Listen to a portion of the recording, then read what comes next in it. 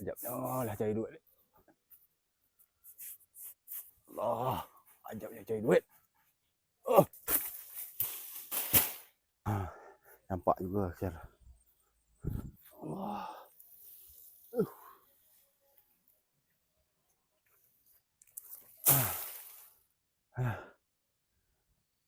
Tamun ya. Aduh.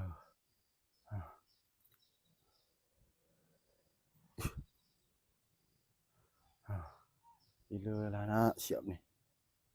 Aduh.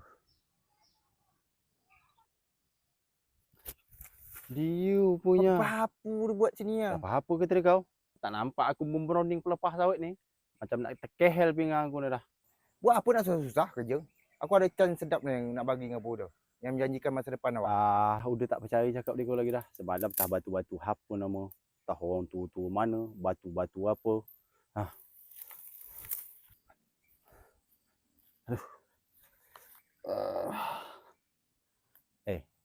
Sini dulu. Sini dulu. Sini dulu, sini sekarang. Tak usah nak cerita. Udah dah penat. Apa?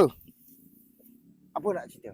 Jadi, kalau menurut Uda, kerja yang Uda buat ni, inilah kerja paling menjanjikan. Menjanjikan macam mana? Ya, menjanjikan dah. Kerjanya nyata, jelas. Ada barangnya. Bukan macam semalam. Tak apa-apa. Uda ada ide. Ide apa? Tapi ini pun kalau kau mau. Ini cepat dapat duit, kerja sikit, duit banyak. Macam mana? Boleh juga tu. Hendak kau. Kalau dia mau, dia ikut je apa kata Uda. Pokoknya kerja sikit, duit banyak dapat, yang penting senang. Suai? Suai. Okey, dia tunggu sini kejap.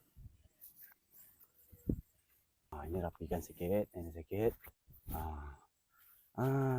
Gini tu mantap. Kerja ringan, duit banyak. Dah, yuk. Oh dah, tunggu dulu. Apa lagi? Kerja apa macam nama macam ni? Pocong.